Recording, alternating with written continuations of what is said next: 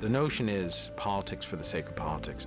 Anybody who works at a Dairy Queen knows what it's like when the shift manager is being corrupted by. I mean, everybody can. People are familiar with these ideas that there are favorites and there are machinations as people aggregate power. Why wouldn't there be those kinds of things at this level of government? It takes place in a political context, but it's about human drama and not political drama. Here's the story. He's down low and gets screwed over, and he's going to get the people who screwed him over and make sure he gets to the top and never has to deal with that stuff again. That's like anyone who works at a job that they don't like, or works for people that they don't like, or works in an environment where they want to change it, is going to be able to relate to him, even though he is ostensibly, he's got security and a motorcade and everything else.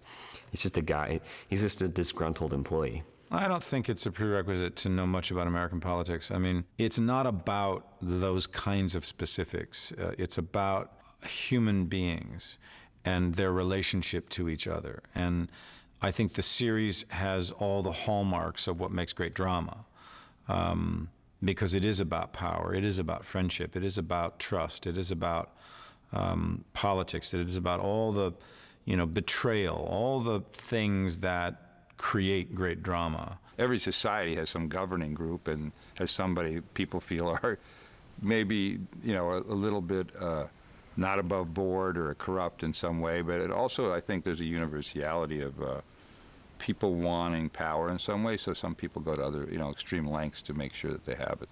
People treading on heads to get where they want to be it's sort of universal, really. So all those kind of political machinations, they're just endlessly watchable. It's fascinating. I thought it was kind of hilarious in its black humor of people doing really venal things, but the truth of it, exposed, kind of brings a smile of recognition of who we are as savage, competitive, scheming humans. There is an element of truth. There is something very truthful about the ruthlessness of it that I, just in my gut, feel, is authentic. Everyone's starting to pay attention to what's going on in Washington on one level or another, and so we're also interested in shows about Washington, and we're hungry for the subject. I don't think you need to care about politics at all to like this show. It's about relationships and power, and it's kind of a drama, kind of a thriller. There's so many different elements to it. Good political fiction should be able to engage an audience without any real understanding of the intricacies of power. Now, it can help illustrate those intricacies, and people can get fascinated by them.